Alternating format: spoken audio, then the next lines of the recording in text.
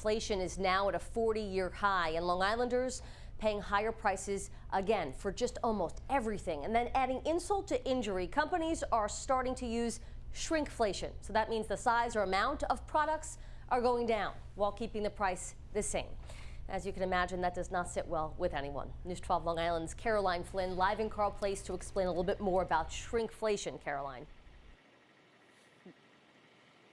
Absolutely, Erin, and good morning. You know, we got so many comments on this story on our Facebook page. I'm going to get to a few of those in just a second, but what I want to say right now is, you know, we're outside of the supermarket here in Carl Place, and what shoppers who go inside are being advised of now is you don't just have to look out for price increases, but also what you mentioned is being called shrinkflation, where you see items in the store, they look like they're the same. It looks like the item you've always bought, but unfortunately, there's less of it. It's a backdoor price increase. That's what it's being called. And this is really nothing that is incredibly new. It happens when companies go through what we go through at home, which is, rising costs on everything like transportation, for one, getting the items actually to the shelves. We've been talking about gas prices going up.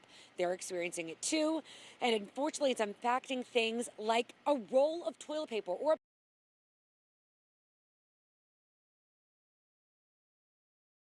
rolls. Now it's 244 single sheets. Instant oatmeal, Quaker's brand, usually has 10 servings. Now your packaging has something like 8. Consumers certainly aren't happy with it. Again, I'm going to go to some of these comments right now that have been coming in. The first one is from Ann Smith. This is on Facebook, and she wrote, "An empty shelves. Don't forget about that. We experienced that. We talked a lot about that in the fall." She wrote, "Corned beef, the cheapest piece of meat, $9.90 a pound. Are they kidding?" Steve Verde, he wrote, "Living in today's world with yesterday's paycheck isn't good enough to survive these days."